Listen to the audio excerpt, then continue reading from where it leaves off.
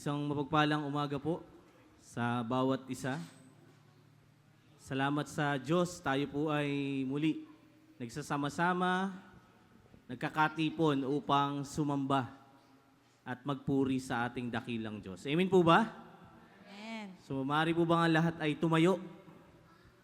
At bilang bahagi ng ating pagsamba, ang pag-awit sa ating Panginoon. At yung pong ating mga inaawit, ay lagi nating tinitiyak na ito ay may sinasabing mga katotohanan na hinango sa salita ng Diyos. Mga katotohanan na maipapaalala sa atin kung ano ang ginawa ng Diyos sa buhay natin at ano ang ating kalagayan. Sa nangyayari po sa panahon ngayon, tumataas ang presyo ng gasolina, ng diesel, o mga petrolyong produkto, at ganun din naaapektuhan ang lahat ng mga bilihin.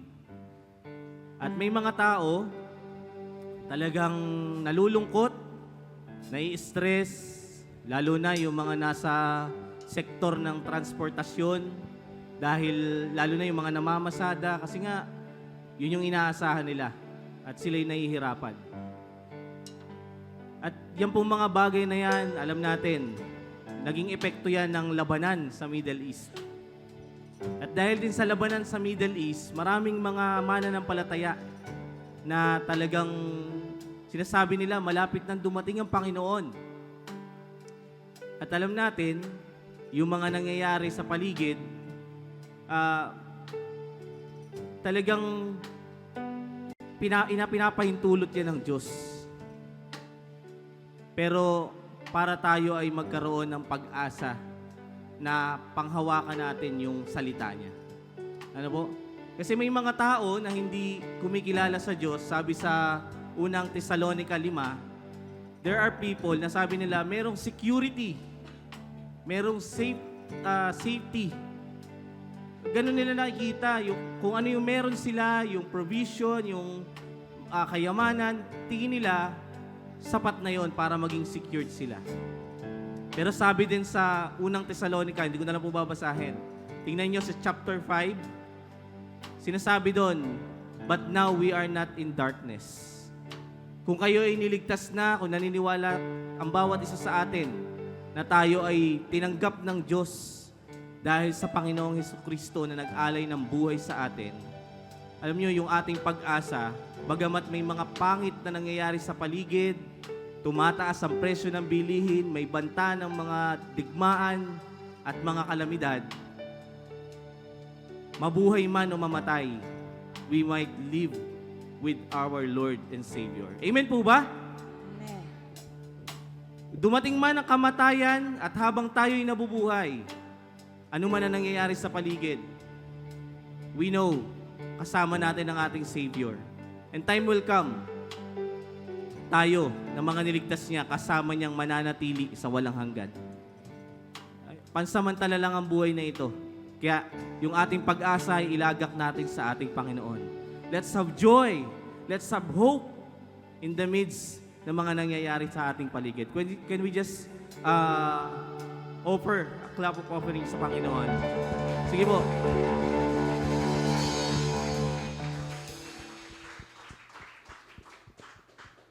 Kung kayo po ay nakaranas ng dakilang biyaya ng Diyos, atin pong awitin ito na sama-sama.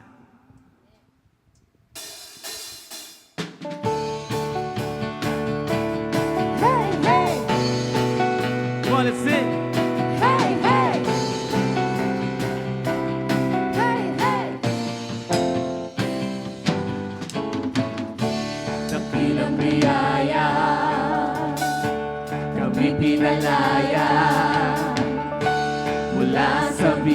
kasabihan ng kasalanan. Amen po ba?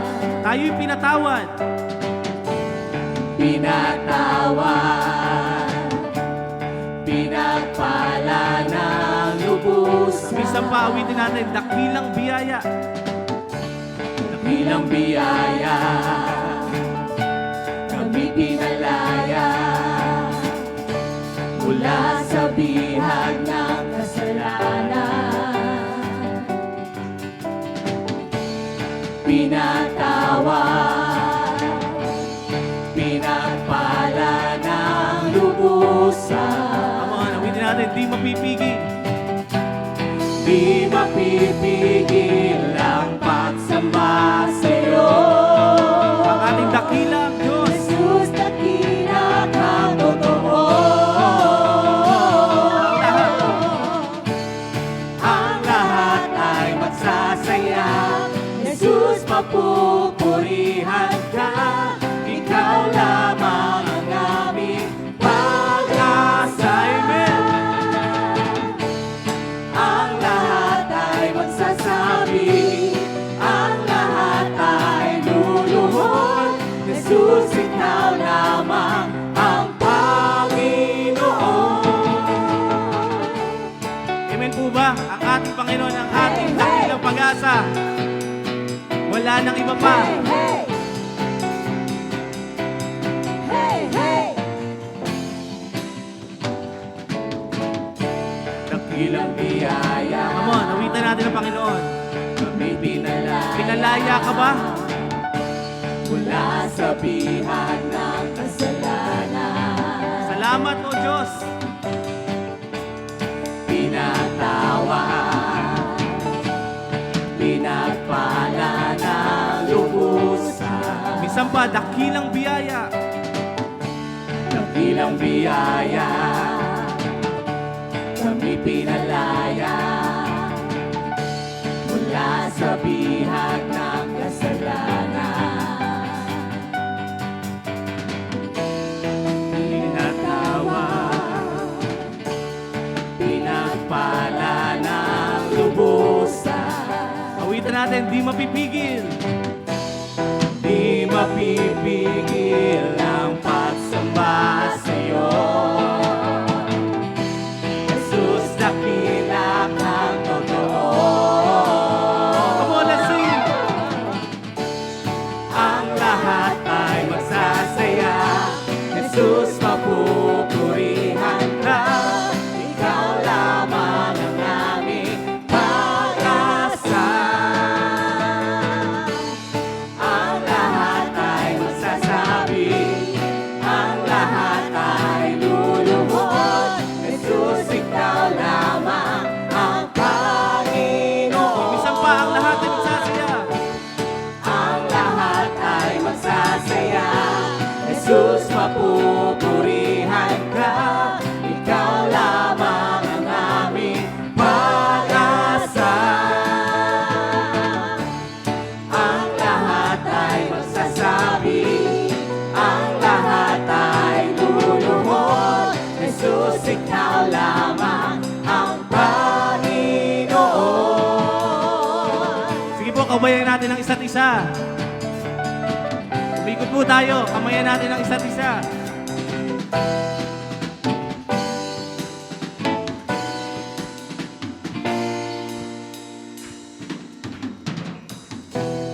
Di mapipigil ang pagsamba sa'yo. Sana totoo ito sa atin. Jesus, dakila kang totoo. Di mapipigil. Di mapipigil ang pagsamba sa'yo. Come on. Jesus, dakila kang totoo. Minsan pa, di mapipigil. Di mapipigil ang pagsamba sa'yo.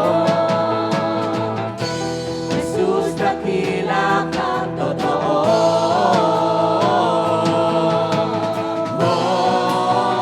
Ang lahat. Ang lahat ay magsasaya. Jesus, mapupurihan ka. Ikaw lamang ang aming pag-asa.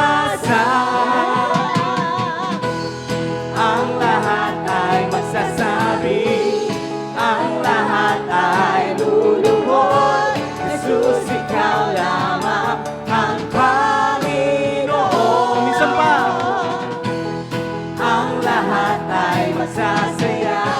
Jesus, mapupurihan ka. Ikaw lamang ang aming pag-asa. Ang lahat ay magsasabi, ang lahat ay luluhod. Jesus, ikaw lamang ang Panginoon.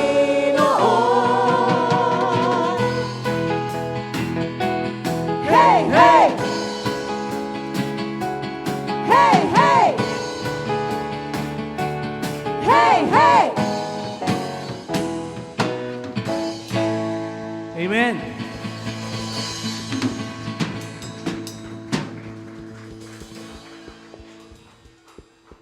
Napakabuti ng ating Diyos. Sabi sa awit, meron tayong dakilang pag-asa. Sino po yun? Ang ating Panginoong Hesukristo. At bakit nangyari yun? Bakit siya yung naging dakilang pag-asa natin? Dumating siya, inialay niya yung kanyang buhay. He became sin. Tayo po, na mga makasalanan, tayo dapat yung parusahan, tayo dapat yung makaranas ng hustisya o ng paghatol ng Diyos. Pero dahil sa biyaya at awa ng Diyos, sinugo niya ang kanyang nag-iisang anak, ang kanyang bugtong na anak, para mag-alay na buhay, para tayo mapalaya sa kalagayan ng pagiging makasalanan. Amen po ba? Do you believe pinalaya kayo ng Panginoong Jesus? Amen? Palakpakan po natin ang ating Panginoong Jesus. Yes, Jesus! Ikaw lamang ang nagpalaya sa amin. Wala nang iba pa.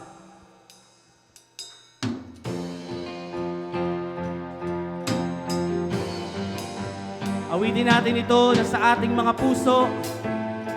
Ito yung katotohanan na pinangahawakan natin. Come on.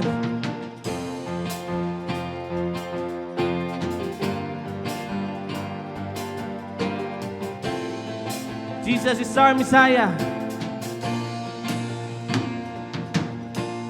He became sin, who knew no sin, that we might become His righteousness. He humbled Himself and carried the cross. Love so amazing. Yes, Lord. Love so amazing. Once again, He became sin. He became sin, who knew no sin, that we might become His righteousness. He humbled Himself and carried the cross.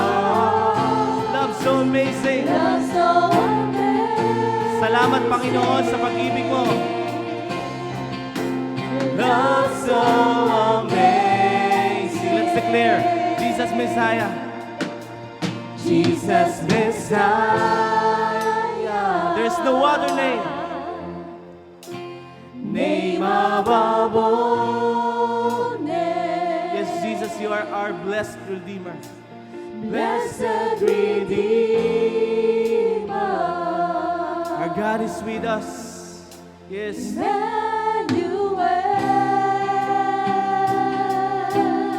Our rescue. The rescue for sinners.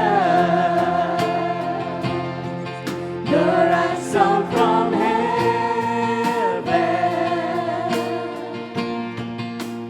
Jesus Messiah,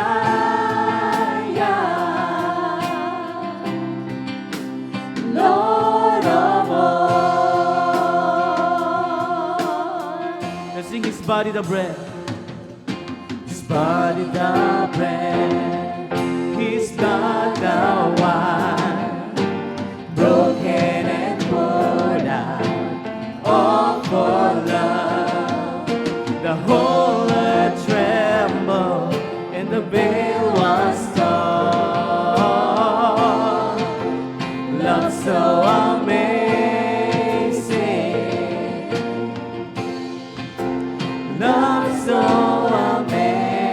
bang awitin pa natin ito? His body the bread. His body the bread, His blood the wine, broken and poured out, all for love. The whole earth trembled, and the veil was torn. Love so amazing, love so amazing. Come on, let's sing to our Jesus Messiah. Jesus Messiah,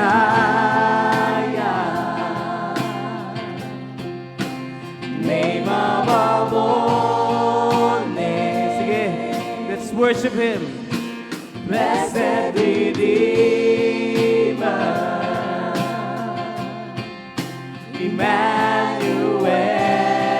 Emmanuel, Our rescue.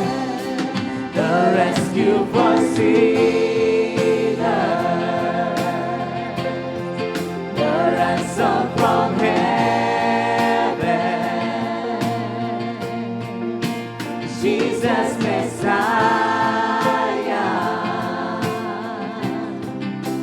Lord of Oh, let's sing all our hope. All our hope. all our hope is in you. All our hope is in you. All the glory to you, God. The light of the world. Once again, all our hope. All our hope is in you. Ikaw lamang, Panginoon, ang aming pag-asa. Is in you. Wala nang iba, O Diyos. All the glory to you, God. The light of the world. Once again, for the last time. All our hope is in you. All our hope is in you. All the glory to you, God. The light of the world. Let's sing Jesus Messiah. To the name above all names. Name above all Come on, church. names. Utter your voice. Lift up your voice. Blessed Redeemer. Come on. Emmanuel. The rescue for sinners. The rescue for sinners. The ransom from heaven. Salamat, Panginoon, sa inyong pagtubos sa amin. Jesus Messiah,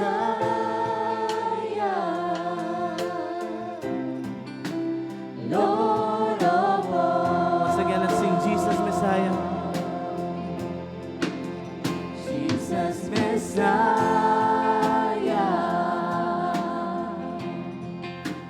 name above all names,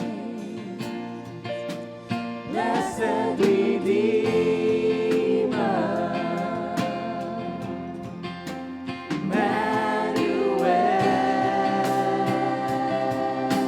Emmanuel, the rescue for sinners, the ransom from heaven, Jesus Messiah,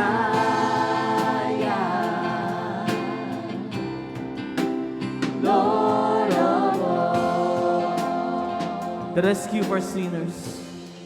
The rescue for sinners,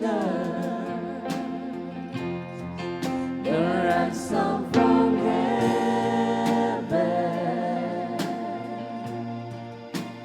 Jesus Messiah,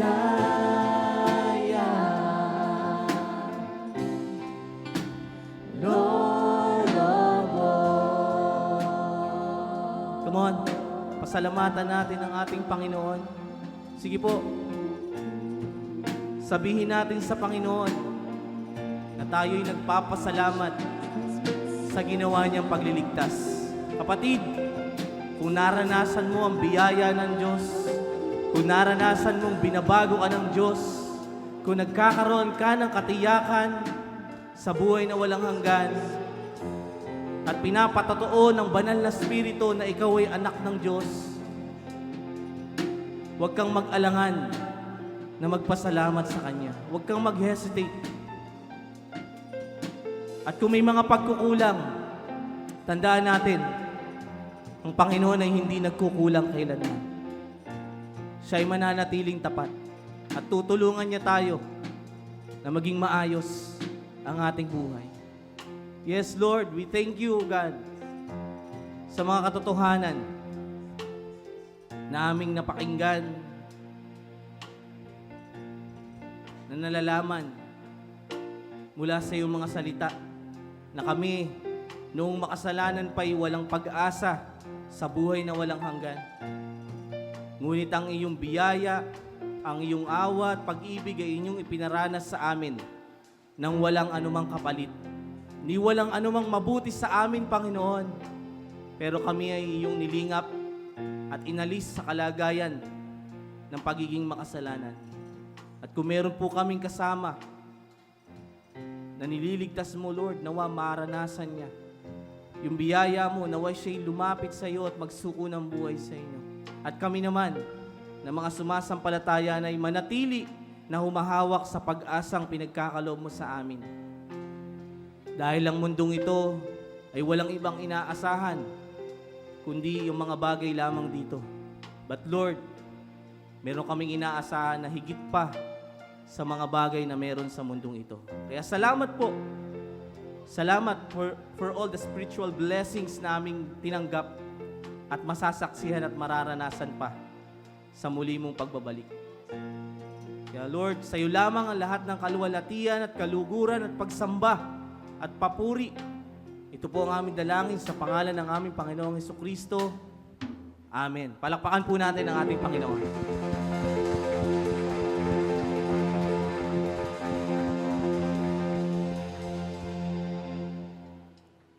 Amen. Napakabuti po ng ating Diyos. Our Messiah, our Savior. Meron tayong pag-asa na higit sa pag-asa na ipinagkakaloob ng mundong ito. So ngayon po, tayo po ay nagpapatuloy sa pag-aaral ng salita ng Diyos sa Book of John. Salamat po sa Lord. Tayo po ngayon ay nasa chapter 13 at papasok na ng chapter 14. So ang lahat po ay inaanyayahan kong buksan ang kanilang mga Biblia sa Aklat ng Juan, 13, 31, at sa Kabanatang 14, talatang 3. So sa ating pong pagbasa ay babasahin ko po ang unang dalawa at kayo naman po ang ikalawang, pangalawang talata o dalawang talata.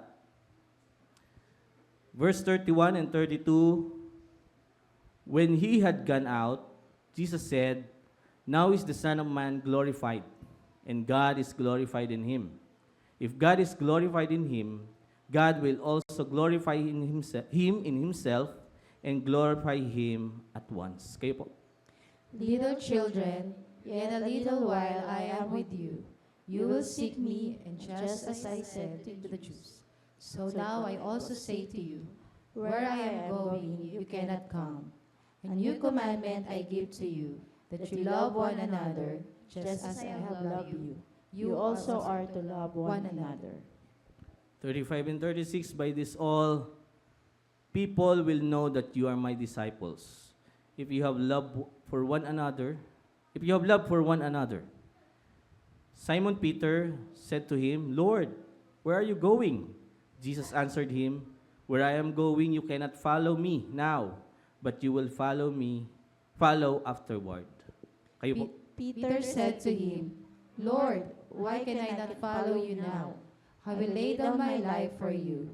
Jesus answered, will you lay down your life for me?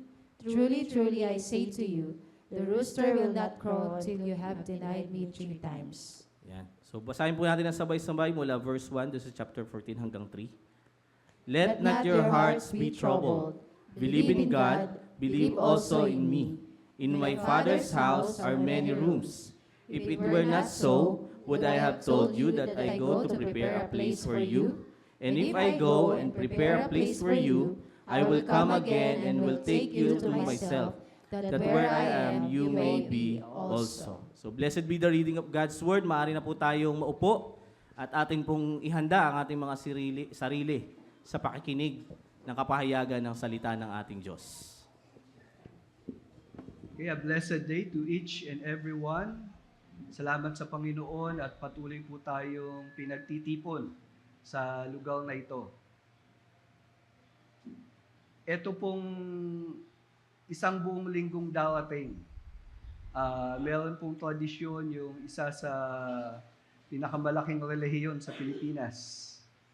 No, na tinitingnan po nila na itong mga araw na ito ay panahon kung saan aalalahanin ang kamatayan ng ating Panginoon. Paano niya ito hinarap? No? Marami pong mga pag-alaala sa mga bagay na yan. Ngunit bago po maganap yung kamatayan ng ating Panginoon, mayroon pong mga pangyayari bago yon. At ito nga po yung ating tinatalakay ngayon. Dito po sa kabanata ng ating pag-aaral sa John 13 verse 31, dito po nagpasimula yung tinatawag na farewell message ng ating Panginoon. So ito po ay halos 24 hours na lamang at siya ay haharap na sa kanyang kamatayan.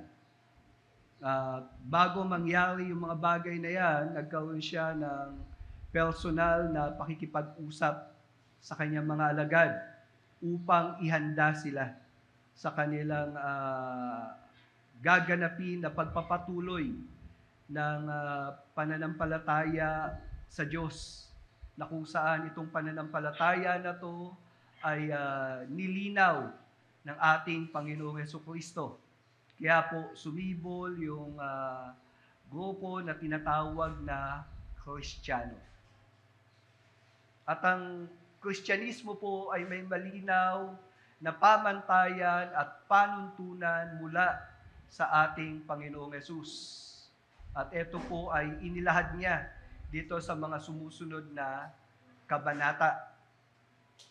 Marami pong itinuro ang Panginoon na pamamaraan kung paano tayo lalapit sa Diyos. At pinatunayan niya na siya talaga ang sugo ng Diyos. At hindi lang sugo, kundi siya mismo ang anak ng Diyos. Sa kabanatang 10 ay nakita natin na ang Panginoong Hesus, ginawa niya ang pagbuhay sa isang patay ayon sa kalooban niya. And then nakita rin natin na ang ating Panginoon ay gumawa ng maraming mga himala at palatandaan na nagpapatunay na siya talaga ang Mesiyas. Kaya naman makikita rin natin, no, sa chapter 12, siya ay itinanghal bilang hari.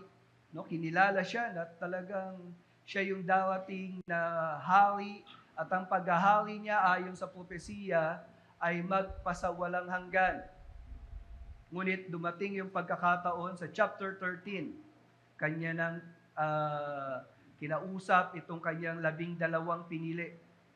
At pinakitaan niya ng halimbawa ng isang mabuting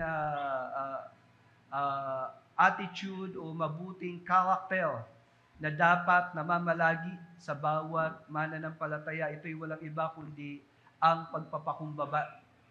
At ang pagpapakumbaba ay kapahayagan ng ating Panginoon ng kanyang pagmamahal sa kanyang mga alagad. At ito pong pagmamahal na to ay makita po natin, ginawa niya sa lahat sa kanyang mga alagad. Bagamat yung isa sa kanila, alam natin, ito ay nagpasya na ipagkanulo siya. Nagpasya na siya'y talikuran. Pero ang Panginoon, hanggang sa huli ng kanilang pag-uugnayan, hindi niya kinaligtaan itong lalaking ito, bagkus pinagpakitaan pa niya ng kanyang pagmamahal. Itong mga panahong ito ay tinatawag natin na dumating na ang oras ng ating Panginoon. Kaya naman sa ating pag-aaral po ngayon, titingnan po natin ano ba ang kaganapan ng tinatawag na oras ng ating Panginoon, the hour of Christ. Kung titignan po natin yung mga pangyayari, makikita po natin yung dalawang bagay. Una, yung pagsama ng Panginoon, no? The presence of Christ. At yan po ay ipinakita sa mga talata na isang inaalam ng Panginoon na ito'y isang glorious event. At ang pangalawang bahagi ay yung absence of Christ. At sa pakiwari ng kanyang mga alagad at that time, ito ay isang napakalungkot na mga pangyayari, no? A grievous experience. So, the hour of Christ, dalawang bagay po yan. Ipinakita yung presensya ng Panginoon at pangalawa, ang Panginoon ay pansamantalang lilisan. At tingnan po natin yung mga katotohanan na makikita natin mula dito sa mga pangyayaring ito at sa mga bagay na ipinapaalam ng ating Panginoon. So sa unang bahagi, yung presensya ng ating Panginoon. Ano bang benepisyo ng pagdating niya? Ano bang benepisyo ng mga ginawa niya? Para saan? Para kanino? Sa verse 31 to 35 ay titingnan po natin yan. Sa unang mga takbo ng paglalahad ng Panginoon, nagbibigay siya ng informasyon patungkol sa kalagayan niya na siya ay itatanghal, no? Christ's exaltation. Sabi po sa mga talata, when he had gone out, Jesus said, sino po yung umalis na?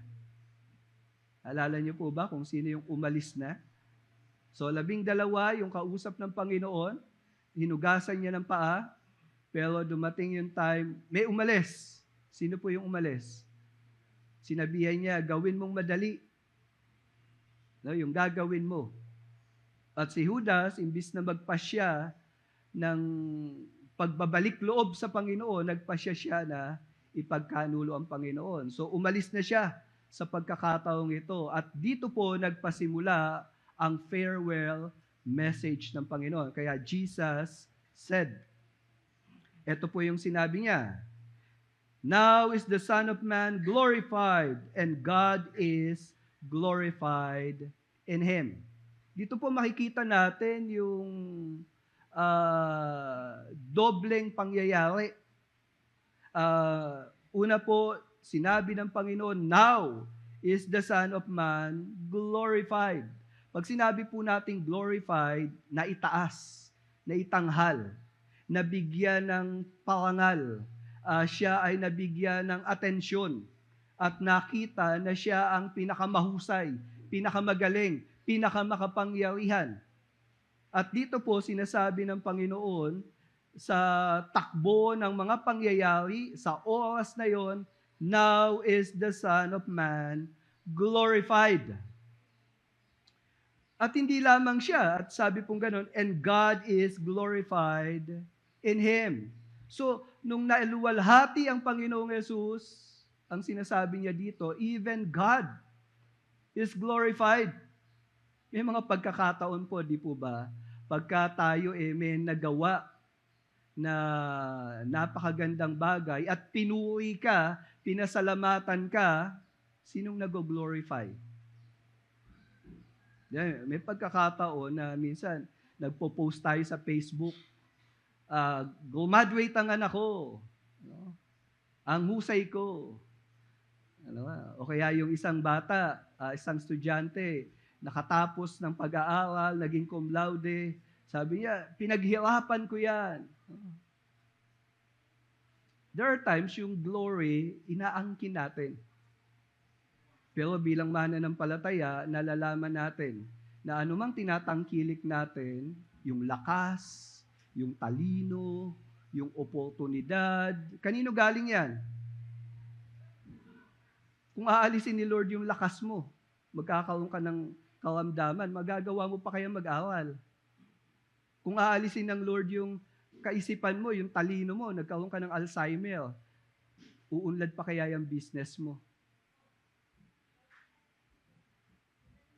Bilang mananampalataya, malinaw sa atin na anumang nakamtan natin na tagumpay, hindi natin dapat alisin na papurihan ng Panginoon, ang ating Diyos.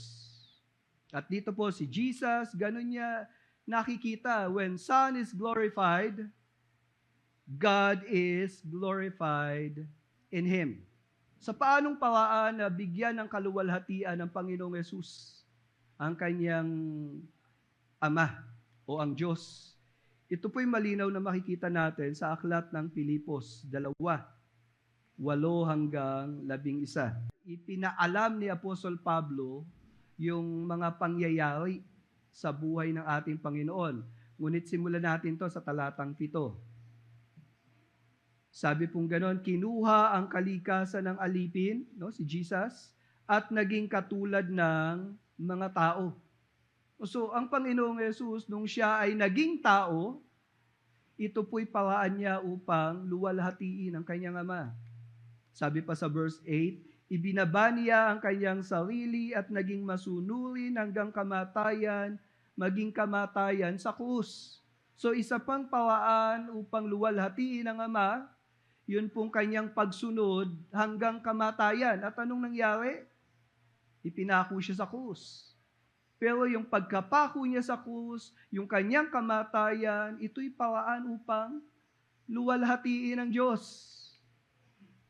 Kaya naman, sabi sa verse 9, kaya naman siya'y lubusang itinaas ng Diyos at ginawa ng pangalang higit na mataas kaysa lahat ng pangalan.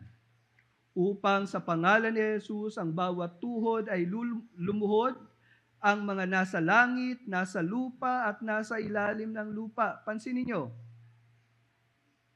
sinong luluhod sa pangalan ni Jesus? Nasaan sila? Langit, lupa, ilalim ng lupa. Lahat ng mga nilalang na naroon, dapat silang magbigay ng parangal. Dapat silang magbigay ng pagpapasakop. Yun po yung pagluhod sa ating Panginoon. At sinabi dito sa talatang 11, at ipahayag ng bawat bibig na si Jesucristo ay, sino siya? Panginoon. At kapag pinahayag daw po natin yan, ito ay sa ikaluluwalhati ng Diyos Ama. So, dito makikita natin yung pagpaparangal sa anak, ito'y pagpaparangal din sa Diyos, sa kanyang Ama. Ang pagkilala kay Jesus bilang Panginoon, ito'y pagbibigay ng kaluwalhatian sa Diyos. So, kung ikaw ay isang tao na nasa lupa, nasa langit, o nasa ilalim ng lupa, yan po'y marahil yung mga nasa karagatan, at hindi mo kinikilala ang pagiging Panginoon ni Jesus, hindi mo nabibigyan ng kaluwalhatian ng Diyos. Kaya nga po, dito tayo na kumilala sa Panginoong Jesus, kinilala natin siya na siya talaga ang Panginoon. Siya ang makapangyarihan sa lahat. Sa Kanya ako magpapasakop. Sa Kanya ako susunod. Yun po ang ibig sabihin ng pagiging Panginoon Ito daw po ay sa kaluwalhatian ng Ama. Kinilala mo na ba si Jesus bilang Panginoon? Naluwalhati ang Diyos sa ganyang pagsampalataya. Kaya nga po dito, now is the Son of Man glorified, and God is glorified in Him. Sabi sa verse 32, if God is glorified in Him, God will also glorify Him in Himself and glorify Him at once. Dito po ay pinamumukha sa atin na ang Panginoong Yesus, nung siya ay nagpakumbaba, naging alipin, naging katulad nating tao, namatay sa krus, yun po ay tinatawag na humiliation.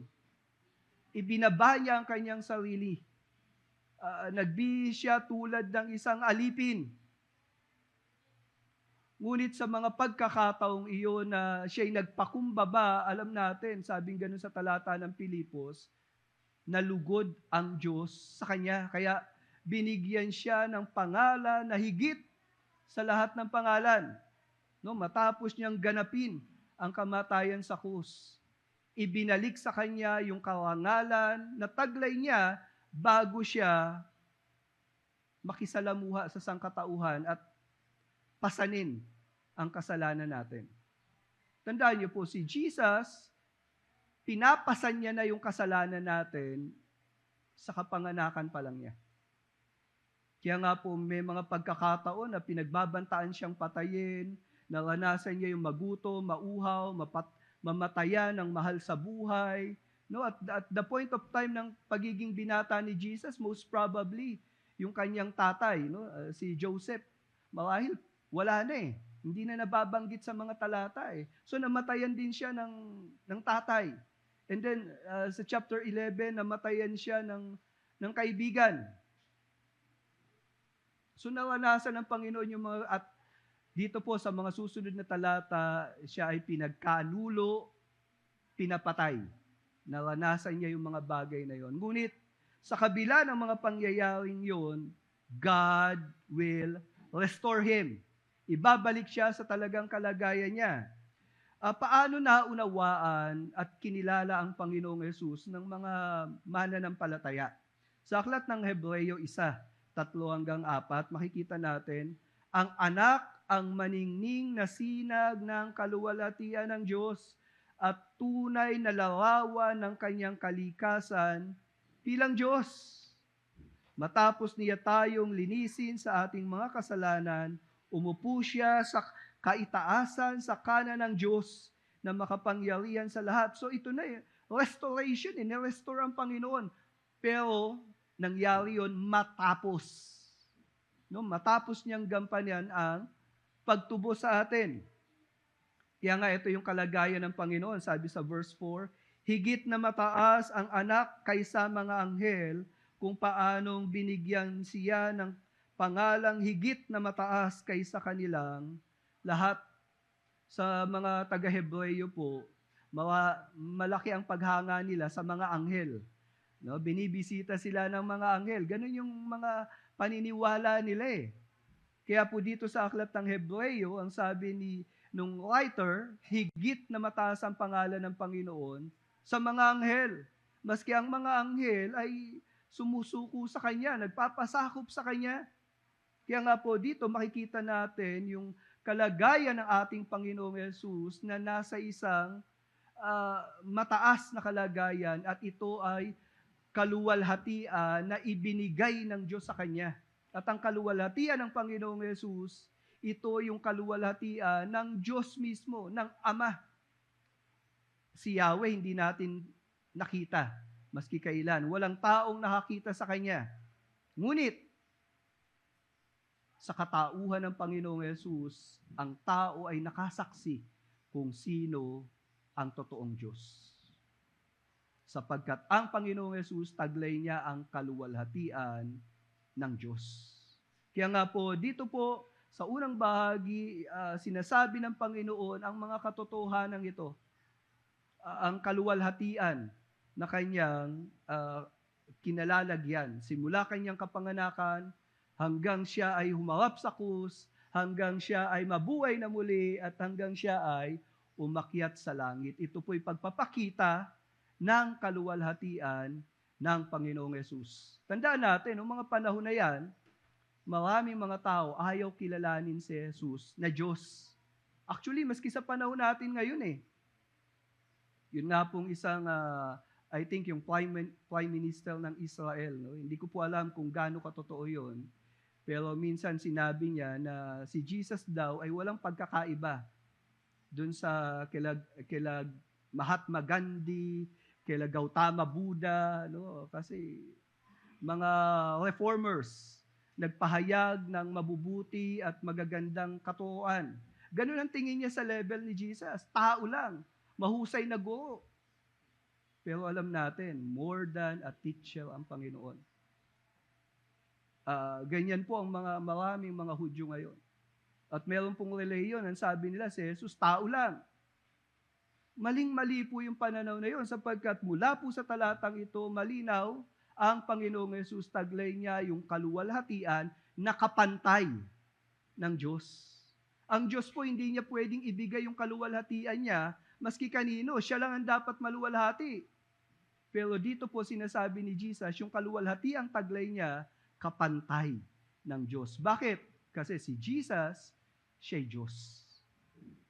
At alam po natin, yung Trinidad, ikalawang persona sa Trinidad. One God in three person. Ngayon, pinagtibay ng Panginoon yung katotohanan na yan. Magpapatuloy ba ang pagsama ng Panginoon, yung existence niya? Dito po, tingnan natin. Sabing ganun sa mga talata, sa verse 33, little children, yet a little while I am with you, you will seek me. Ito pong mga pananalitang ito ay nagsasabi sa mga kausap ng Panginoon dito sa kanyang 11 disipulo. No? Kumbaga, itong 11 disipulo, lahat ito sampalataya na sa kanya. Kasi yung ayaw sumampalataya, umalis na. Kaya naman tinawag niya ito, for the first time, tinawag niya yung mga kaharap niya, little children. No, ito'y salita ng may pagmamahal. Salita ng mayroong pagkalinga.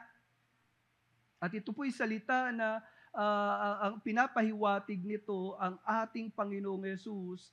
Siya ay lumalagay sa sitwasyon na siya ay tulad ng isang ama.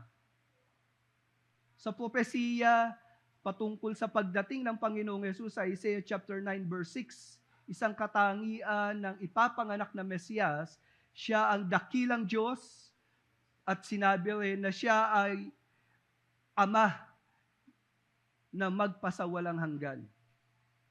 No? Prinsipe ng kapayapaan.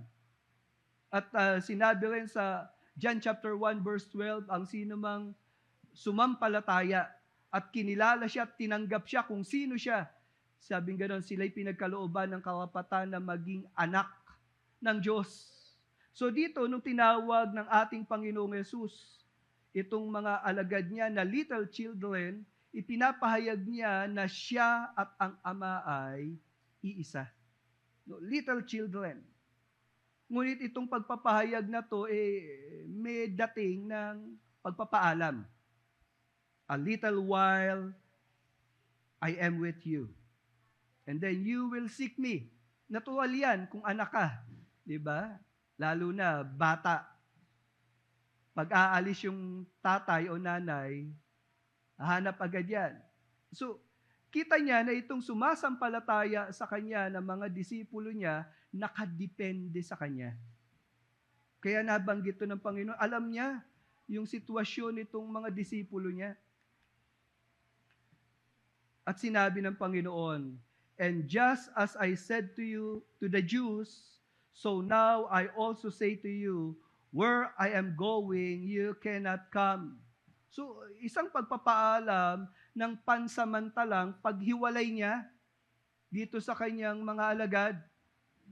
Itong pagpapaalam na to ay binanggit na rin ng ating Panginoon nung kaharap niya yung mga Hudyo. Kaya lang, nung kaharap niya yung mga Hudyo, ang inisip ng iba, saan siya pupunta? Pupunta ba siya ng ibang bansa? No? Pupunta ba siya dun sa ibang lugar at hindi na namin siya masusundan? Pero itong pagpapaalam ng Panginoon, malinaw sa mga disipulo, ito'y tumutukoy sa kanyang kamatayan. Kaya hindi pa sila makakapunta. Pero sa ganung kalagayan, ibinaba ng Panginoon. Paano patuloy na mararanasan ang presensya niya? Kung ikaw isang bata, aalis yung nanay mo, sinong kapalit? Pansamantala. Sinong magkakarga sa'yo? Sino maghehele sa'yo? No? Yun ang tanong eh. Dito po, sinasabi ng Panginoon, yes, pansamantala, magiging malayo ako sa inyo. Pero para maranasan niyo ako, I'm giving you this new commandment. Nung binanggit itong new commandment, ito po'y may pagtukoy sa plano ng Diyos upang pagtibayin ang bagong tipan. Sa aklat ng Jeremias 31 hanggang 33, ito yung sinabi sa lumang tipan.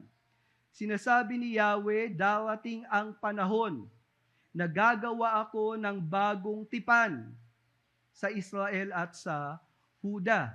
Ang Israel at Huda po noon, sila ang representation ng church sa lumang tipan.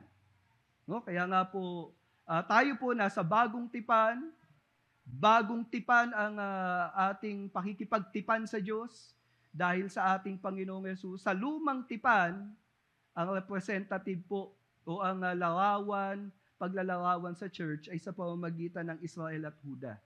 At dito po, sinasabi ni Jeremias, darating ang panahon, magkakaroon ng bagong tipan. Pagka sinabing tipan, yan po yung pag-aasawa, no? Covenant. Pero yung kasunduan, magbabago. Pero ito'y kasunduan sa komunidad ng kanyang mga tao. Sabi sa verse 32, ito'y hindi tulad ng kasunduang ginawa ko sa kanilang mga ninuno nang ilabas ko sila sa Ehipto. So hindi katulad ito ng lumang tipan. No? Ito yung lumang tipan, kasunduan sa mga Israelita paglabas sa Ehipto. Sabing gano'n, hindi katulad. Sa verse 33, inilarawan, ano tong bagong tipan? Ganito, itatanim ko sa kanilang kalooban ang aking kautusan, isusulat ko ito sa kanilang mga puso. Sa lumang tipan, sa nakasulat yung kautusan.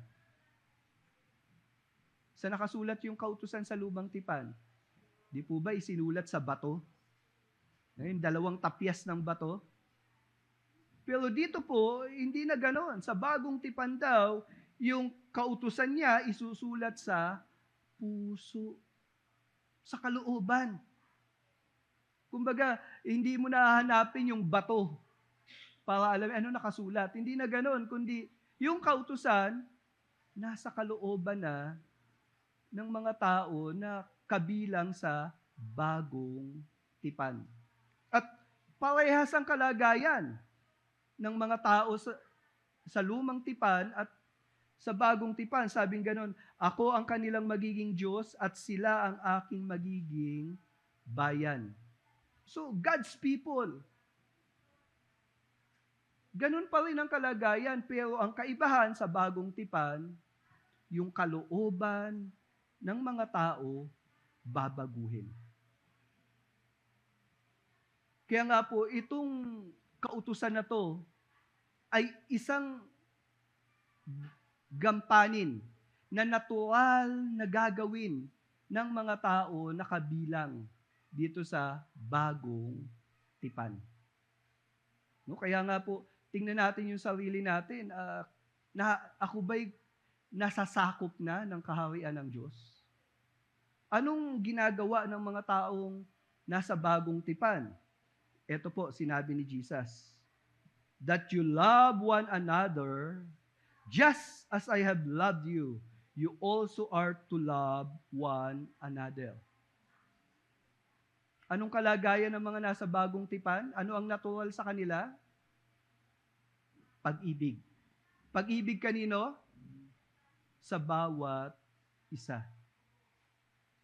At ano ang pamantayan ng pag-ibig na yan? Katulad ng pag-ibig ng Panginoong Hesus. Christ-like. Paano ba nagmahal ang Panginoon? Paano ka ba niya tinanggap? Ito daw pong ganitong uri ng pag-ibig na naranasan natin sa Panginoong Yesus, ganito yung pag-ibig na namumutawi sa mga tao na iniligtas ng Panginoon. Kaya nga nung nagsulat si Apostle John ng kanyang epistle, Sa 1 John chapter 3, 14 to 18, ganito yung sabi niya. Nalalaman nating lumipat na tayo sa buhay mula sa kamatayan. Yan na yung bagong kalagayan eh. Sapagkat iniibig natin ang mga kapatid. Take note, iniibig na natin, hindi iibigin pa lang. Kundi iniibig mo na ang mga kapatid. Ang hindi umiibig ay nananatili sa kamatayan. Ang buhay na walang hanggan ay wala sa mamamatay tao. So, makikita natin dito, sino daw yung hindi umiibig? Nasa kadiliman pa. Pero dahil ikaw ay niliwanagan na ng Panginoon, taglay mo yung buhay ng ating Panginoon, dumadaloy na sa bawat himaymay ng pagkatao natin, yung buhay na galing sa Panginoon, ito yung eternal life, natututo kayong umibig. Pansin niyo po ba yan sa church natin? Hindi man perfect yung love, pero makikita mo, nagpapasimula at ito ay lumalaganap. Yung pag-ibig na nagagawa natin sa ating kapulungan, ito po ay pagpapakita lang ng presensya ng Panginoong Yesus sa ating kalagitnaan. Kaya nga po sabi, dito natin nalalaman ang pag-ibig. Inialay ni Kristo ang kanyang buhay para sa atin, kaya't dapat din nating ialay ang ating buhay para sa mga kapatid. Pansinin niyo yan. Ganun pala ang kaya mong gawin sa pagmamahal mo sa kapatid dahil minahal ka ng Panginoon. Itong ganitong uri ng pagmamahal. Naisip niyo na po ba yan? O handa ka bang gawin yan para sa kapatid mo? Naiingatan mo siya, puprotektahan mo siya. Sa mga pamilya, di po ba? Kung ikaw ay tatay, natural, protective ka eh. Kung ikaw ay nanay, natural, talagang aalagaan mo yung anak mo. Kasi kapamilya mo sila eh. Pero dito makikita natin na extend yung ganong klase ng pagmamahal. Itinuturing mo na pamilya mo ang mga taong iniligtas ng Panginoon. At dahil naintindihan mo na ang Panginoong Yesus, kaya ka naligtas, kaya napatawad ang kasalanan mo dahil namatay siya sa krus. At dahil sa pangyayari na yon, kung kailangang ibigay mo yung buhay mo para yung kapatid mo mailagay sa magandang kalagayan, gagawin mo eh. Take note kapatid sa pananampalataya. Kaya nga po, nagbigay ng example dito sa verse 17. Kapag nakita ng isang may kaya sa buhay ang kanyang kapatid na nangangailangan at pinagkaitan niya ito ng tulong, masasabi bang siya'y umiibig sa Diyos? Mga anak, huwag tayong magmahal sa pamamagitan ng salita lamang, kundi patunayan natin ito sa pamamagitan ng gawa. Ito yung hamon sa mga mananampalataya. Merong nangangailangan at may kakayanan ka para tumulong. Anong gagawin mo? Kung sinasabi mo, I love you, Lord. Jesus, I love you. Tapos may kapatid ka na nangangailangan at meron ka namang itutulong. Pero, teka lang, mababawasan yung pera ko. Teka lang, ba't ko pagkakaabalahan yan? Kakanta-kanta ka ng I love you, Lord. Tapos nung may nangangailangan, tinatalikuran mo. Yun yung sinasabi dito, totoo ba yung pag-ibig mo? Kaya dito, ang hamon ni Apostle John, huwag puro salita. Gawin mo. Kasi tandaan nyo, bilang kabilang sa komunidad ng mga bagong nilalang. Sabi, if anyone is in Christ, new creation, all is gone, new has come, bago na eh. May kakayanan tayo na gawin ito. Minsan lang kasi, hindi natin pinapractice. Pero kaya natin itong gawin dahil binibigyan tayo ng kakayanan ng Panginoon. Pinatawad na tayo sa kasalanan. Yung kasalanan natin, wala nang kapangyarihan sa atin. Nung wala pa tayo kay Kristo, makapangyarihan ng kasalanan. Pero nung nakay Kristo na tayo, yung kapangyarihan ng kasalanan, binasag na yan ng Panginoon, sinira na yan ng Panginoon. Kaya nga ang hamon na lang, huwag mong paghariin ang kasalanan. At kung may nangangailangan, ibigay mo yung sarili mo. At kung kailangan ng buhay, yun ang usapan. Dahil alam mong ang Panginoon namatay para sa'yo, kaya mo yun ibigay eh.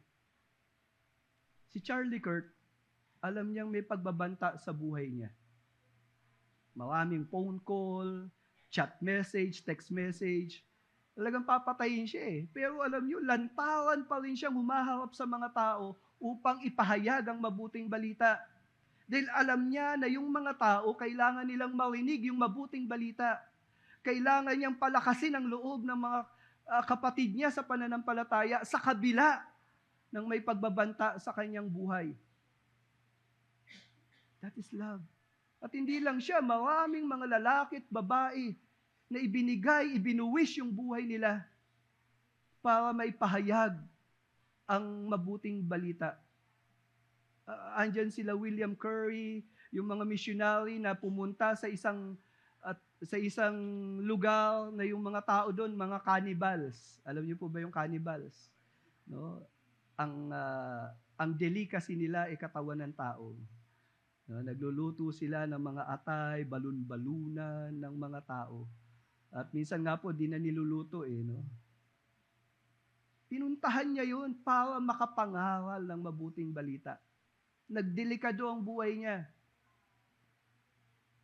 Pero dumating po ang time kumilos ang Panginoon. I think sa Africa yung lugar na yon. And ngayon po, maraming mga Christian sa lugar na yon. Bakit? Kasi may isang tao, kaya niya ibuwis yung buhay niya para sumunod sa Panginoon. Para maipahayag ang mabuting balita. Yun ang totoong pag-ibig. Tayo nga po minsan, hindi pa tayo umaalis sa upuan natin eh. Napapagod na tayo. Ano nang ginawa mo para sa Panginoon? Gaano mo ba talaga kamahal ang Panginoon? Ang Kristyanismo po dapat makilala sa ganitong gawain, nagmamahalan. Sapagkat sabing gano'n sa sumunod na talata, by this all people will know that you are my disciples if you love for one another. If, ibig sabihin, kung ipapractice. Kasi merong iba, ayaw eh, natatakot eh. Masakit magmahal. Hello? Masasaktan ka pag nagmahal ka. Pero kung totoong nagmamahal ka, handa kang masaktan. Para lamang sa ikabubuti ng taong mamahalin mo. I-define, ano ba yung love na yan? Sa aklat ng unang Korinto 13:4-7, ito po, yung translation ng ang salita ng Diyos. Ang taong may pag-ibig ay mapagtiis, mabait, hindi marunong mainggit, hindi hambog o mapagmataas, hindi bastos ang pag-uugali, hindi makasarili, hindi magagalitin, o mapagtanim ng sama ng loob sa kapwa. Tingnan niyo po yung sarili niyo, nagmamahal ba talaga ako? Gamitin ko po yung Filipino Standard Version sa sumunod na talata. Hindi ito nagagalak sa kasamaan, kundi nakikigalak sa katotohanan. So kung mali ang ginagawa ng tao na mahal mo, sasawayin mo, pagagalitan mo. You can rebuke, didisiplinahin mo. Kung siya'y nasa ilalim ng pangangalaga mo, bilang tatay, bilang magulang, dahil mahal mo yung anak mo, Didisiplinahin mo. Lilimitahan mo yung mga ginagawa niya. Bakit? Kasi pinuprotektahan mo siya eh. Mahal mo siya eh. Ayaw mo na magpatuloy siya sa isang gawain na later on, ikapapahamak niya pag nagpatuloy siya sa ganon. Yun ang sinasabi sa totoong nagmamahal. Kaya nga po, madalas na biro ko, kung mayroong nagsasabing mahal ka, at maski mali ang ginagawa mo, hinahayaan niya lang. Ina-appreciate ka pa niya. Baka mangungutang yan sa'yo. Uutangan ka lang yan. Kaya po magaganda sinasabi. Meron niyang gustong makuha sa'yo. Ganun yun. Kaya magaganda sinasabi. Kasi nga, may gusto siya makuha eh. Binubola-bola ka, pinalalaki yung ulo mo. At hindi totoong pag-ibig yun. Kasi love does not delight on evil, but rejoices in truth. Pag nakita niya yung mahal niya, nagiging maayos ang buhay, nagiging malapit sa Panginoon, rejoice, nagpipiesta siya, nagdiriwang siya. That is love. At sabi pang ganon, ang pag-ibig ay nagtitiis sa lahat, nagtitiwala sa lahat, may pag-asa sa lahat, at may tiyaga sa lahat. Pag nagmahal ka ng tao, minsan hindi talaga maganda ugali eh. Pero kung totoong nagmamahal ka, magtitiis ka, magtsatsaga ka, aasa ka. Di ba? Ganun talaga yung nagmamahal eh. Pero kung sa tao ka aasa ng ibabalik sa'yo, minsan sumasablay sila eh. Pero alam niyo po, makakayanan natin itong gawin kasi ang Panginoon mismo, ginawa niya na sa atin to. Pinagtiisan niya tayo, pinagtiyagaan niya tayo, at alam natin, binago niya yung buhay natin. Ito yung pananatili ng presensya ng Diyos. Yes, si Jesus aalis. Pero si Jesus mararamdaman pa rin ng mga tao. Sa paanong paraan? Kung yung mga disipulo, they will love one another. Amen? Tignan nyo nga po yung katabi nyo. Isipin nyo, kaya ko ba ito mahalin? Yung nasa kabila, kaya mo ba ito mahalin? Tandaan nyo, mamahalin natin yung kapatid natin dahil tumanggap tayo ng pagmamahal sa ating Panginoon. Amen? Hindi dahil karapat-dapat siya, kundi minamahal mo siya. Kasi si Lord nga, minahal siya eh. Ikaw pa, tatanggihan mo siya. Kung si Lord nga, iniligtas siya eh. Tapos ikaw, ayaw mo siya patawarin. Sumablay lang. Hindi mo makalimutan yung ginawa niya. Si Lord nga, tinanggap siya eh. Mga kapatid, ito yung komunidad na nais ng Panginoon, particular sa kanyang iglesia. Love of Christ among us. Nawa lumikha po tayo ng ganitong komunidad. Hindi tayo nagkakanya-kanya, kundi pag meron kang nakitang nangangailangan, may tutulong ka, umabot ka. Ikaw ang kamay ni Lord. Ikaw ang bibig ng Panginoon para mag-encourage. Ikaw yung paanan ng Panginoon para puntahan siya. Ikaw yun. Tayo yun. Amen? Take note, hindi pastor lang yan. Hindi yung leader lang natin yan. Kung ikaw yung available, na palapit sa kanya, huwag mo, teka lang, wala si pastor tsaka na lang kita i-encourage. Teka lang, wala si pastor, hindi mo na kita pag-pray. Ikaw na ngayon nandun eh.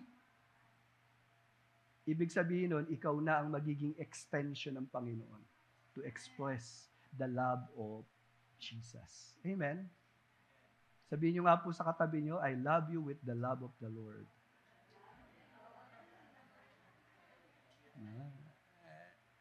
Nung sinulatan ako ni Lori ng ganyan eh, kala ko ako talaga mahal niya eh. Kaya niligawan ko eh. Yung pala pangkalahatan yun. Kasi secretary namin siya eh, taga-bigay ng allowance. na nung youth kami. Nakalagay, I love you with the love of the Lord. Hindi ko nabasa yung with the love of the Lord. Kala ko, I love you lang. Kamali ako. No? Naalala ko lang yan. Yan yung presence ng Lord. Yung absence niya. Ano yung sitwasyon? Verse 36 hanggang chapter 14, verse 3. Una, Christ's expectation. Sabi sa 36, Simon Peter said to him, Lord, where are you going? Tanong ni Peter. Jesus answered him, where I am going, you cannot follow me now, but you will follow afterward. So, malinaw dito, si Jesus aalis, pero time will come, sinasabi niya kay Peter, makakasunod ka rin naman. Pero, hindi pa ngayon. No? Yun ang sabi. Sabi ni Peter, sa verse 37, Peter said to him, Lord, why can I not follow you now? Gusto ni Peter talaga, ngayon now. I will lay down my life for you. Grabe, no? Alam ni Peter, kamatayan ang haharapin ng Panginoong Yesus. At sabi ni Peter, Lord, sama ako sa iyo hanggang kamatayan. Ganon yung dedikasyon ni Apostle Peter sa Panginoon. Bakit hindi makakasunod si Peter? Tandaan natin, sa mga ngawal 3, 1 hanggang 2, may oras na nakatakda para sa lahat ng gawain dito sa mundo. May oras ng pagsilang at may oras ng kamatayan. Hindi mo pwedeng dayain yan. Itinakda yan ng Diyos. Yung panahon ng kapanganakan mo, si Lord ang nagtakda niyan. Bagamat may mga pinapanganak na sabi nila wala sa panahon o illegitimate children, pero sa mata ng ating Panginoon, yung kapanganakan ng isang nilalang, nakatakda yun. Ako po, 7-month-old nung pinanganak. Buti na lang, nabuhay ako. Mas kising laki lang ako nung, yung kauto ng sapatos na size 6 ata yun. Nabuhay ako Panahon ng kapanganakan. Bakit? Kasi yung panahon ng kamatayan, itinakda din niya ng Diyos. Hindi mo pwedeng pahabain ang buhay mo. Although may mga prayers na sinasagot ni Lord na seemingly humahaba ang buhay, pero tandaan natin, marahil kaya pinagbigyan ng Panginoon yung panalangin na yun kasi hindi pa niya oras para mamatay. Kaya po may mga pagkakataon na yung tao na isusugod sa maayos na ospital, mayroong doktor, may maayos na pasilidad, kaya yung imbis na mamatay, na-extend pa. Imbis na bigla kang masagasaan, yung jeep biglang tumitigil nang hindi mo alam kung paano nangyari O hindi mo pa kasi oras. Pero may mga tao, lumabas lang ng bahay, hindi na nakauwi. Di ba? Maski gaano ka-healthy yung isang tao. Nakita ko nga po, mayroong nag-warm up exercise. Ang laki ng katawan Biglang inatake sa puso Patay. Bakit? Hindi yung healthy body ang guarantee ng paghaba ng buhay. It's good kung nag-exercise ka. Kasi bago ka bawian ng buhay, at least malusog ka. Kaysa naman yung babawian ka ng buhay sa panahon na hinang-hina yung katawan mo. Sabi nga nila, bulati na lang ang pipirma, hindi ka pa mamatay. Kasi hindi mo pa oras May panahon. Kaya si Peter, sabi ng Lord, hindi ka pa makakasunod. Sa John 13 verse 1, malinaw yung sabi ng Panginoon, bago sumapit ang pista ng Paskwa, alam ni Jesus na dumating na ang kanyang oras. So si Lord, alam niya, yung time ng kanyang, sabing nga, ito yung mangyayari, upang iwan na ang mundong ito at magpunta sa Ama. Yun ang malinaw na mangyayari sa Panginoong Yesus. At si Peter, naintindihan niya yung ganong kalagayan at sabi niyang ganon, Lord, susunod kami sa iyo. Gusto kong sumunod sa iyo. Sasamahan kita diyan. Pero eto, sabi ni Jesus, Jesus answered, "Will you lay down your life for me?" Tanong eh. At sinabi ni Jesus yung mangyayari.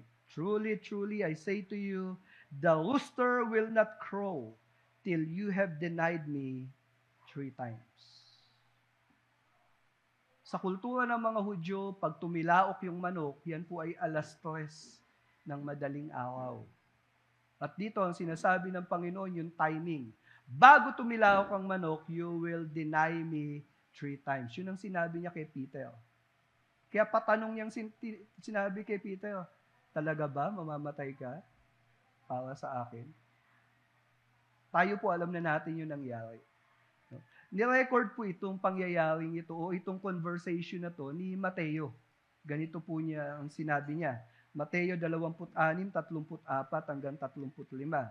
Sinabi ni Jesus sa kanya, katotohanan sinasabi ko sa inyo, sa gabing ito, bago tumilaok ang manok, ay ipagkakanulo mo ako ng 3 ulit. No? Sabi ni Jesus kay Peter.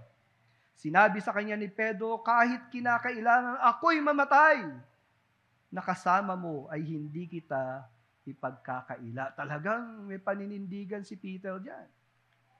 Pero alam niyo po ba, hindi lang si Peter ang nagsabi niyan.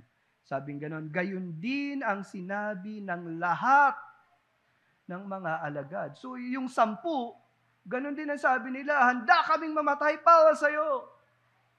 Oh, sinabi nila yan sa Panginoon. Bakit nila nasabi yon? Mataas ang emosyon. Malungkot. Kaya nga po sabing ganun, pag masyadong mataas ang emosyon, huwag kang magdidesisyon.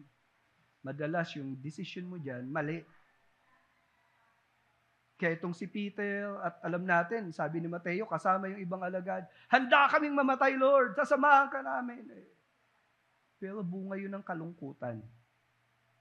Minsan po, pag sobrang lungkot mo, huwag kang magdidesisyon. Baka kung anong gawin mo. Tumahimik ka muna.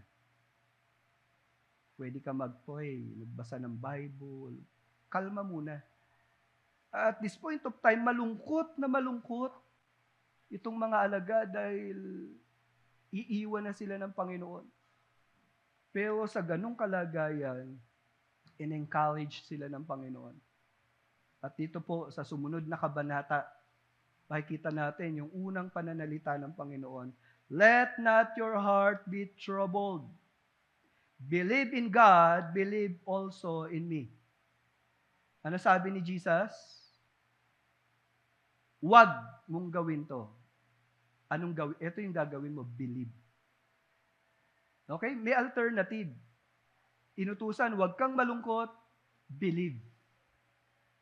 Okay? Kasi minsan, okay, ayoko na malungkot, pero minsan wala ka naman pananampalataya kay Lord. So, kung pipigilan mo yung emosyon mo ng takot, pangamba, okay, pigilan mo yan, pero anong gagawin mo? Anong kapalit nung pakiramdam na takot? O yung pakiramdam ng pag-aalala, anong kapalit? Dapat may panghahawakan ka para mapaglabanan yung takot. Sa aklat ng Pilipos 4:6 hanggang 7, huwag kayong mag-alala sa anumang bagay, sa halip, ito po yung alternative, huwag mag-alala, sa halip, anong gagawin? Ilapit sa Diyos ang lahat ng pangangailangan nyo sa pamamagitan ng panalangin na may pasasalamat. Pansinin nyo, huwag mag-alala, anong gagawin? Lapit ka sa Diyos. Anong ilalapit? Lahat. Sabihin nyo nga po, lahat. No, huwag ka magtira.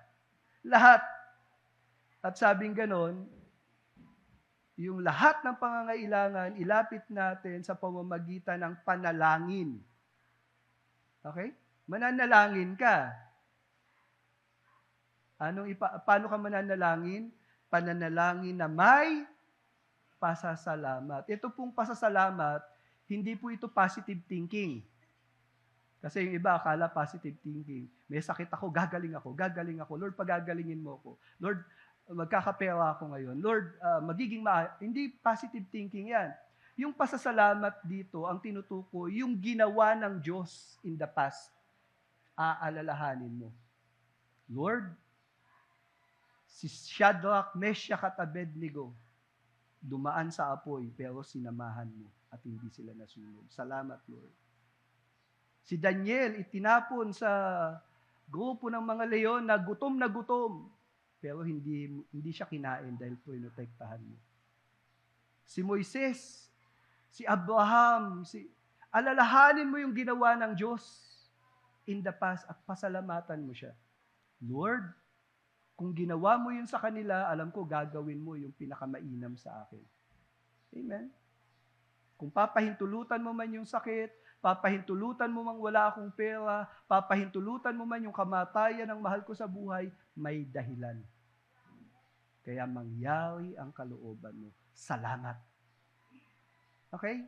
Yung salamat po ay pagtitiwala sa Diyos na gagawin ng Diyos yung pinakamagandang bagay para sa'yo. Maski hindi masunod yung gusto mo. Amen? Yun po yung prayer.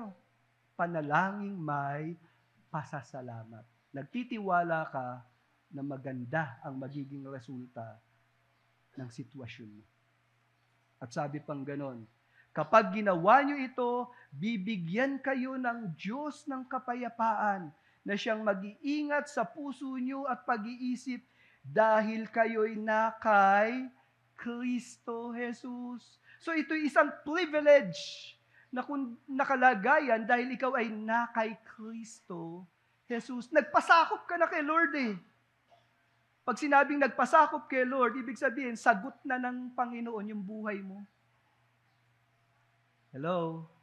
Siya na bahala sa'yo. Parang sinasabi ni Lord, cargo na kita. Akong kakampi mo. Kaya kung ang Lord ang kakampi mo, sino pa lalaban sa'yo? Hello? Kaya nga po, itong panalangin na to ay lubos na pagtitiwala. At sabing ganon, at ang kapayapaang ito ay hindi kayang unawain ng tao. Peace from God. Grabe yan. Yung bang, may gera na, pero kalma ka lang. May sakit na yung anak mo, pero dahil nag-pray ka, kalma ka lang. Hindi, kontrolado ni Lord yan eh. Alam ko, hindi ako pababayaan ni Lord eh. Yung peace na yun, magtatanong pa yung kapitbahay mo, ba't parang wala kang problema? Ikaw din, hindi mo maintindihan, oo nga eh, no? Pero payapa ako eh. Alam ko, maski ano gawin nila sa akin. Sinasamahan naman ako ni Lord eh, kaya pahala sila. Hello? Naranasan niyo na po ba yan? Peace beyond understanding. At yung peace na yan, regalo ng Diyos sa mga nagtitiwala sa Kanya. Amen? Totoo naman, pwede kang matakot. Pero dahil kasama mo ang Diyos, dahil gumagawa ang Diyos, ayon sa kalooban niya, dahil nag-pray ka ng may pasasalamat, makakaasa ka sa magandang resulta niyan.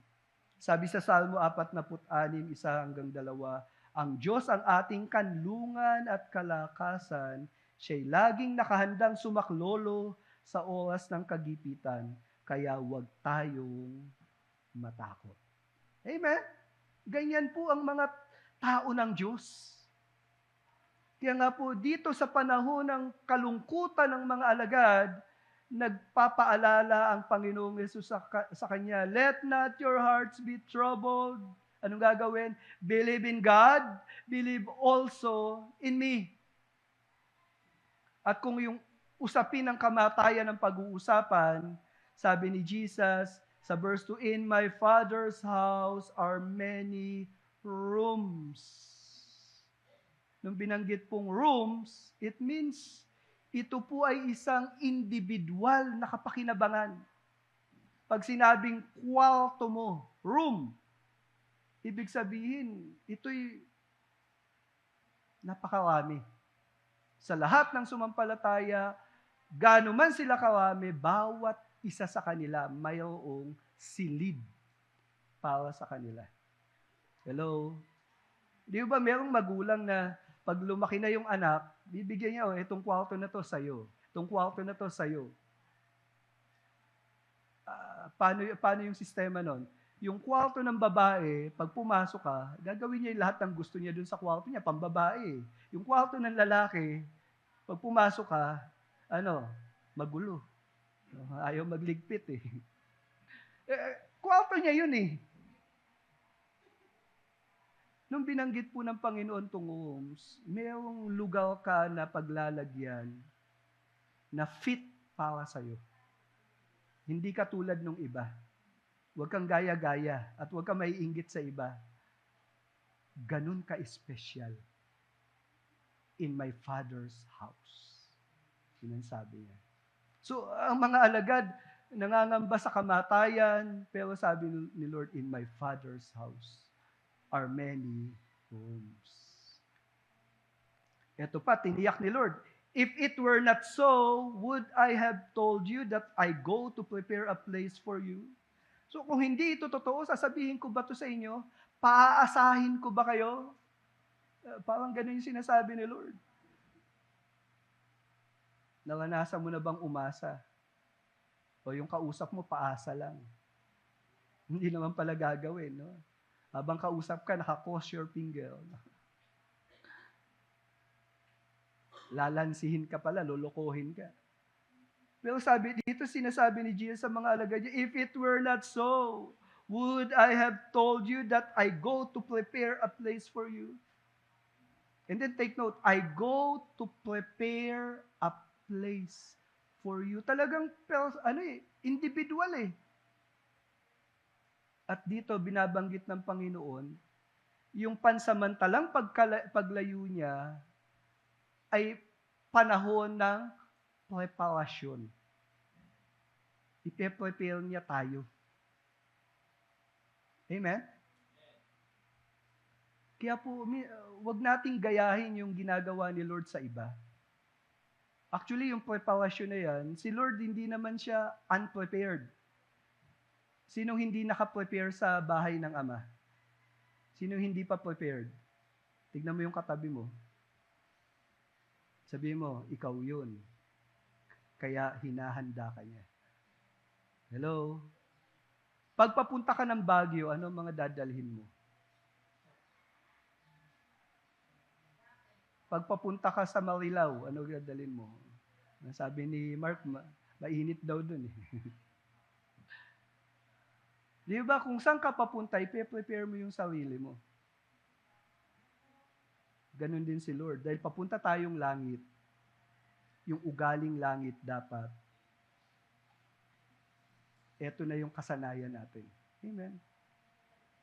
Gusto mo pumunta sa langit, pero ayaw mo naman kay Lord. Ba't ka niya tatanggapin sa langit?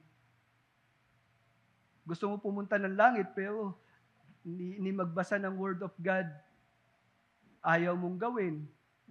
Naiinip ka pa. Sa langit, sino ba nandun? Hello? Kaya hinahanda tayo. Amen? Hinahanda tayo. But indirectly, at the same time, sinasabi ni Jesus, I'm preparing a place for you. Kasi at this point of time, hindi pa humaharap sa krus ang Panginoon. Kailangan pa niyang mamatay. Kailangan makita ng tao na nabuhay siya na muli, umakyat sa langit, umupo sa trono. Marami pang gagawin ng Panginoon. Pero, ito'y preparasyon. At sabi pa sa verse 3, and if I go and prepare a place for you, I will come again and will take you to myself, that where I am, you may be also. Ano sabi ni Lord? Yes, aalis ako. Pero ano sabi niya?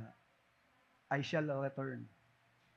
Parang si MacArthur, I shall return. Si Jesus ganun din, I will come again.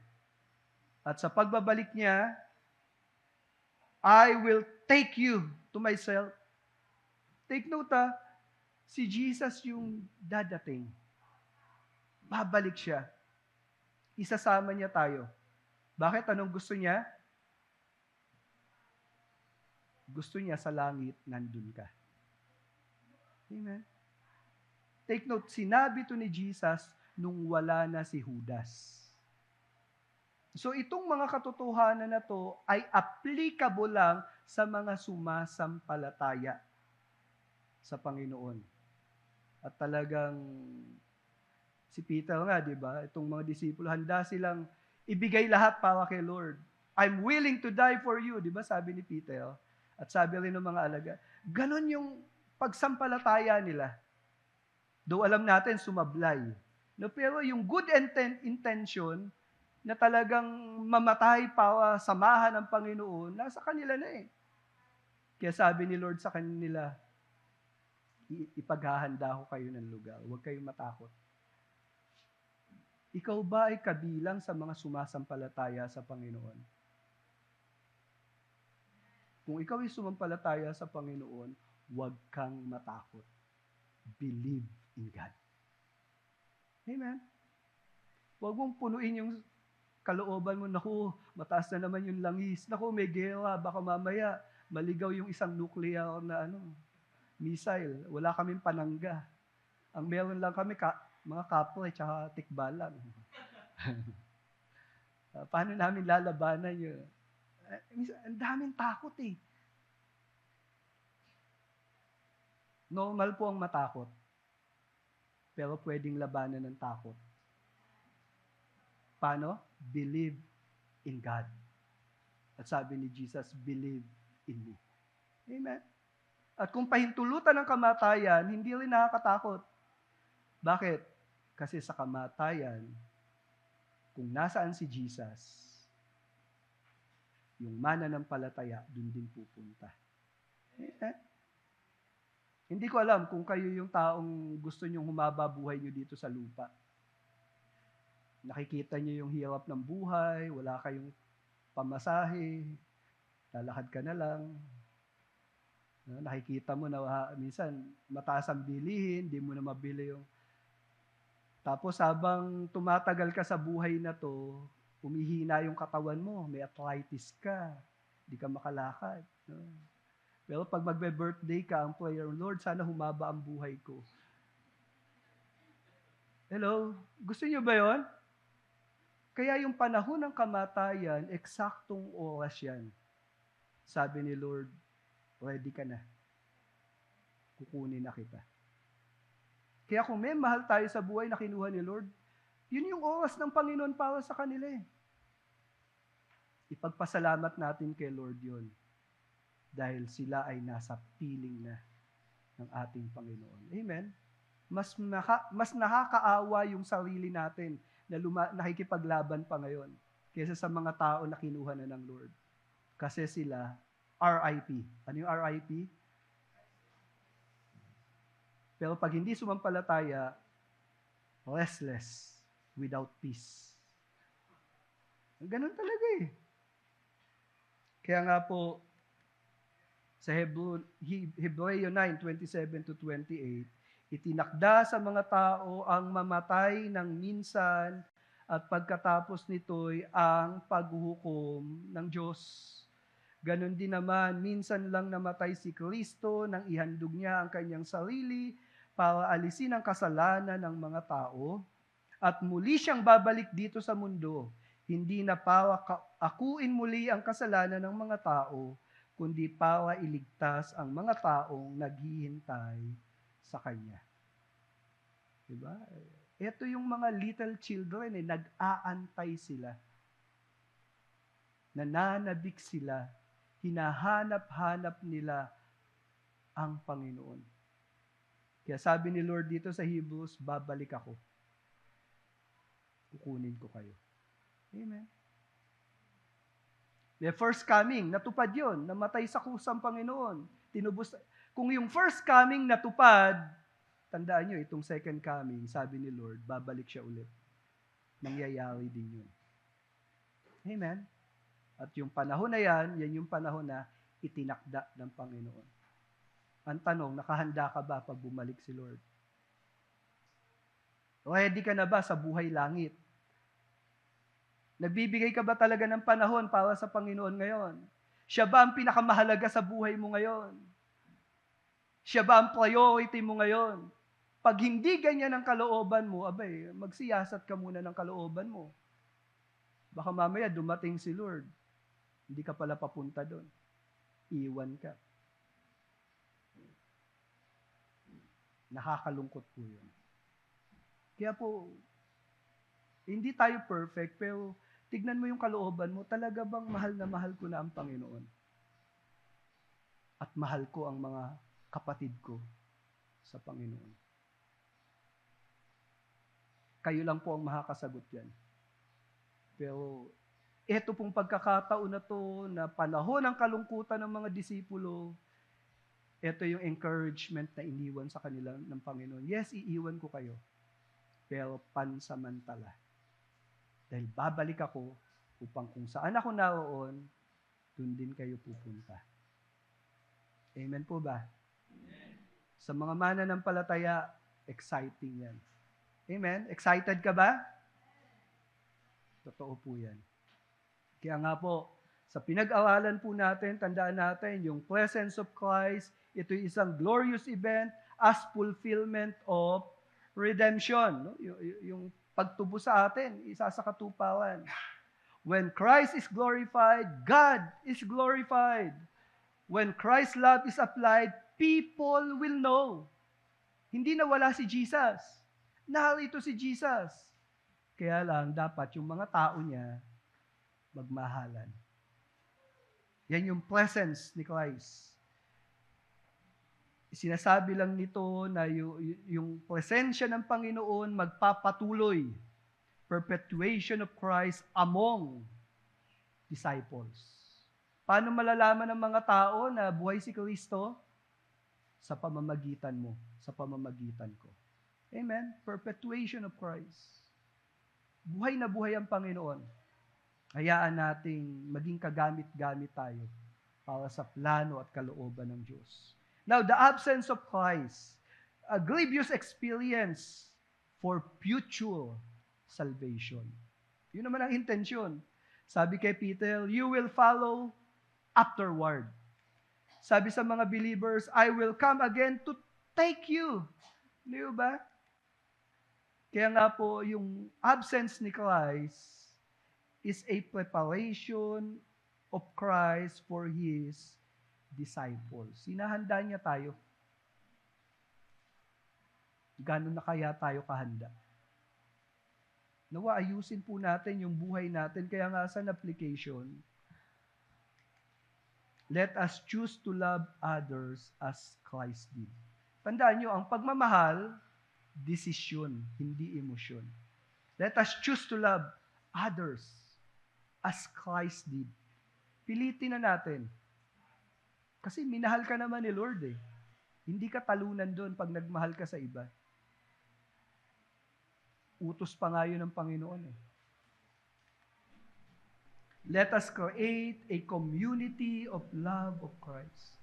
No? Hayaan mo kung saan ka nandun, ipadama mo yung pag-ibig ng Panginoon. And who knows, baka yung mga hindi mananampalataya nakasama mo, ma-recognize nila, buhay ang Diyos. Ganyan po tayo tinawag. Lumilikha ng isang komunidad ng pagmamahalan na ayon sa pamantayan ni Christ. No? And then yung absence of Christ, let us endure the process of transformation. Binabago ka ng Panginoon. Tiis-tiis lang. Sabi nga nung iba, tiis ganda. Pero tayo, nagtitiis man tayo, okay, huwag ka muna mag-boyfriend. Huwag ka munang gumawa ng ganito kasi illegal to. Huwag ka munang ganito kasi nakakapanlo. Tiis-tiis muna. Pero kaya pinapahintulot ng Lord yun, yung umiwas ka sa mali, makipot na daan, kasi nga, may pagbabagong nililikha si Lord eh. Para ikaw ay maging handa sa kalangitan. Amen? Endure the process of transformation. Pero wag nating alisin ang tingin natin. Let us hope in our future state with Christ. Nagtitiis ka, yes, pero dapat nakatingin ka. Alam ko, time will come, babalikan ako ng Panginoon ko. At kung nasan siya, doon ako pupunta. Dapat wag mawala yung tingin mo doon. Kasi kung nagtitiis ka at hindi ka nakatingin sa magandang future, mag-struggle ka, baka bumigay ka. Tingnan natin, umasa tayo. Kasi si Lord, walang pinaasa na nabigo. Hello? Lahat na nagtiwala sa Kanya, natanggap nila yung kailangan nila. As a challenge, share how will you participate to create a community of love of Christ for the glory of Christ in your family and in church. Maganda pag-usapan to dun sa ating mga small group. No? Yung bang mag-reflect ka, paano nga ba ako magiging bahagi ng isang komunidad ng pagmamahalan? No, i-share mo. Maganda pong mapakinggan yan. And then, share how do you make time and endure the process of transformation of your character to be ready for Christ's second coming. Minsan alam niyo, kailangan nilang marinig yung pinagdadaanan mo ngayon para samahan ka nila. Para ipag-pray ka nila. Minsan yung mga kapatid natin, tandaan po natin, yung pagdating ng Panginoong Yesus, planado. At lahat ng mga pangyayari ay ayon sa itinakda niyang panahon. Kaya po dito, the hour of Christ, ito po ay isang event na kontrolado ng Diyos. Bawat detalye, bawat pangyayari, bawat segundo, bawat minuto, hawak ng Diyos. Mga kapatid, umasa tayo kay Kristo. Dahil pag siya ang inasahan natin, your life will never be the same again. Amen. Ito pong awit na to, in Christ alone, ganito po ang ating pag-asa dahil sa ating Panginoon. Pwede po bang tumayo tayo lahat?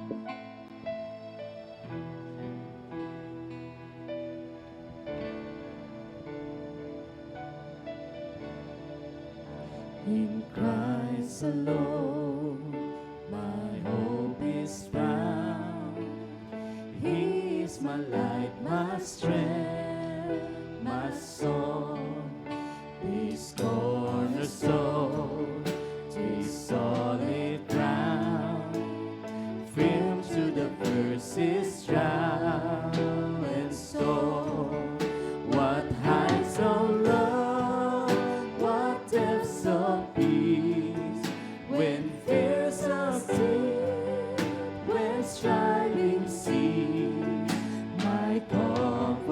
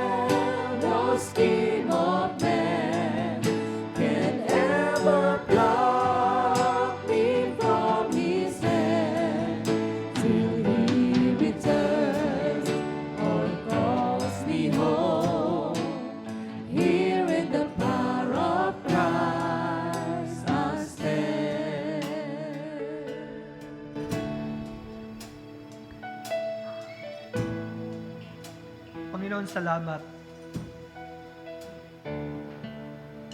Dahil sa ginawa ng Panginoong Yesus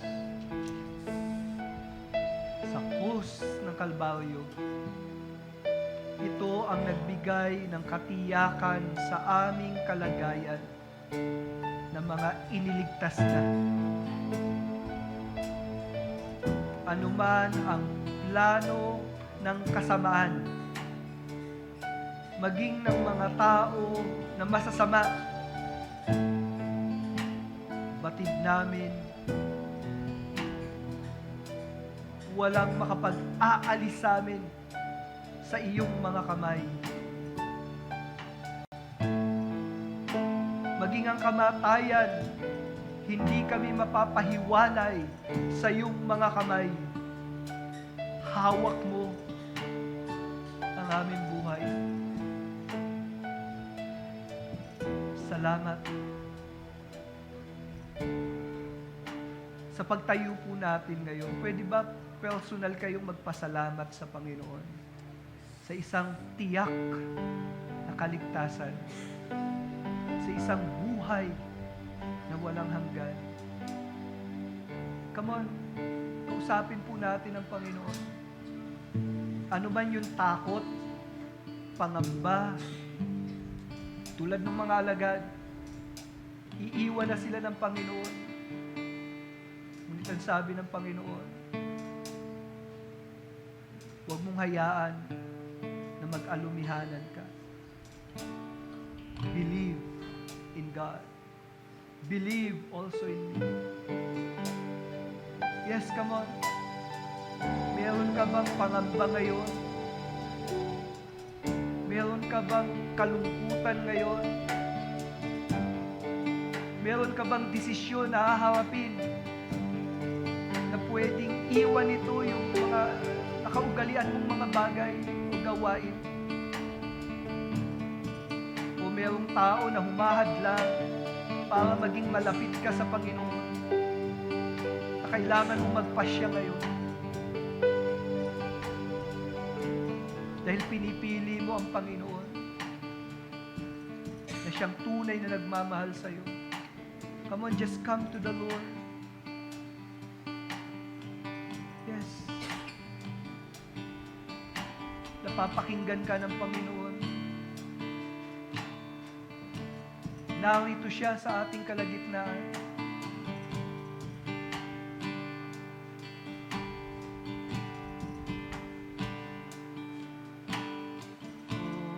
Thank you, Jesus.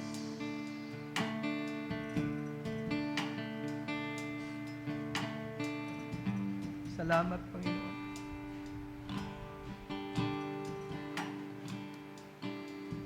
Sa paglabas po natin sa lugar na to, nais ko pong ipahayag ang pagsama ng Panginoon.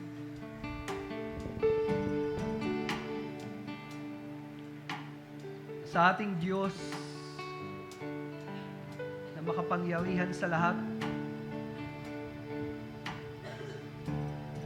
kailanman hindi siya bumitaw sa kanyang mga pangako. Sa ating Diyos na pinatunayan ang kanyang dakilang pag-ibig nang ibigay niya ang kanyang kaisa-isang anak upang ang sino mang sumampalataya ay huwag mapahamak, kundi magkaroon ng buhay na walang hanggan. Sa bawat isa na narito ngayon na sumasampalataya sa Panginoon, hindi kayo bibiguin ng Panginoon.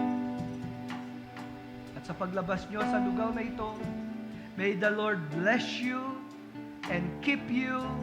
May the face of the Lord shine upon you. And may the gracious hand of our God be upon you. In the name of the Father, of the Son, and of the Holy Spirit. Everybody says and agree. Amen. Palakpakan po natin. Amen. Bakit po may Gospel Coalition Church? Anong mission natin? Our mission is To glorify God by proclaiming the gospel until we all attain the whole measure of the fullness of Christ. Alright. Paano po natin gagawin yan sa madaling salita? Sharing Christ, changing lives. Amen? Again, a round of applause sa Panginoon. A blessed day to each and everyone.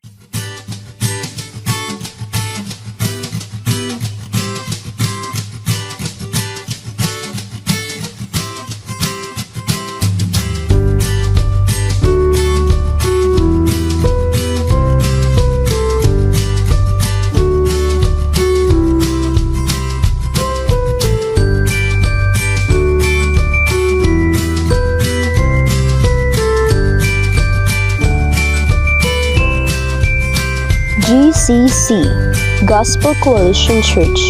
Our mission is to glorify God by proclaiming the gospel until we all attain the whole measure of the fullness of Christ. Sharing Christ, changing lives.